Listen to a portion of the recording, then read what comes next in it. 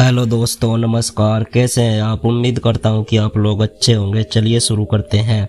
एक बार की बात है, एक गांव में दो बिल्ली रहा करती थी। एक का नाम था गोरी, दूसरी का नाम था बूरी। दोनों एक दूसरे के साथ ही रहते थे और एक दूसरे के साथ ही खेलते थे। एक दिन की बात है, उन्हें बहुत जोर की भूख लगी थी, तो वह दोनों तय करते हुए कि वह साथ में ही खाना ढूंढने लगे, खाना की खोज करने लगे। वह एक घर के पास आते हैं जिसकी खिड़कियां खुली हुई रहती है और उस खिड़कियों की मदद से वे दोनों उस घर के किचन में घुस जाते हैं। दोनों मिलकर किचन में बहुत खोजते हैं पर उन्हें खाने को कुछ नहीं मिलता और गलती से उनसे एक मटका भी टूट जाता है, जिसकी आवाज़ से घर में सो रहे बुजुर्ग जाग जाते हैं और वह दोनों बिल्लियों को डराकर धमका के वहां से भगा देते हैं। दोनों बिल्ली बहुत निराश हो जाती है क्योंकि उन्हें बहुत भूख लग रही थी और इतनी मेहनत के बाद भी उन्हें खाने को कुछ नहीं मिला।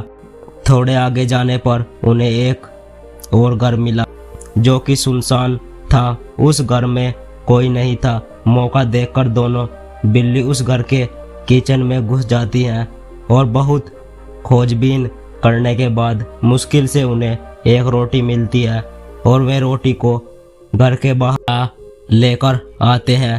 अब क्योंकि दोनों बहुत भूखे थे तो दोनों इस बात पर झगड़ पड़ते हैं कि वह रोटी कौन खाए। गई थी गोरी कहती है कि उसकी नज़र पहले उस रोटी पर पड़ी थी तो रोटी वह खाएगी, और बूरी कहती है कि रोटी चुरा कर वह लाई है तो रोटी वह खाएगी। दोनों में हाथापाई शुरू हो जाती है। दोनों बिल्लियों की इस हरकत को पेड़ पर बैठा बंदर देख रहा था। बंदर बहुत ही चालाक और भूखा था और उसके मन में उस रोटी को खाने की लालसा जगी। बंदर दोनों बिल्लियों के पास आता है और उनका झगड़ा रोककर उनसे कहता है कि वह रोटी को दो बराबर भागों में बांट देंगे और वह दोनों आधा आधा उसे खा लेंगे। बिल्ली बंदर की बात मान जाती है और बंदर उस रोटी को दो टुकड़ों में बांट देता है। अब बंदर कहता है कि एक टुकड़ा उससे ज़्यादा बड़ा लग रहा है और उसे दूसरे टुकड़े के बराबर करने के लिए वह उसे थोड़ा थोड़ा खा जाता है। उसके बाद वह फिर कहता है कि अभी भी उस दोनों टुकड़े बराबर नहीं लग रहे हैं और वह फिर से बराबर करने के लिए वह थोड़ा थोड़ा रोटी खाता रहता है।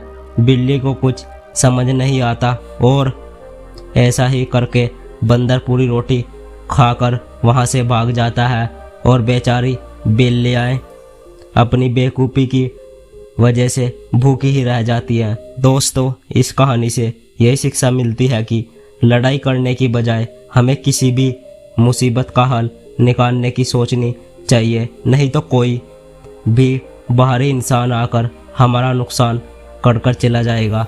आशा करता हूँ दोस्तों आपको यह कहानी अच्छी लगी हो तो हमारी वीडियो को लाइक और चैनल को सब्सक्राइब जरूर करें। मिलते हैं अगली वीडियो में, तब तक के लिए धन्यवाद।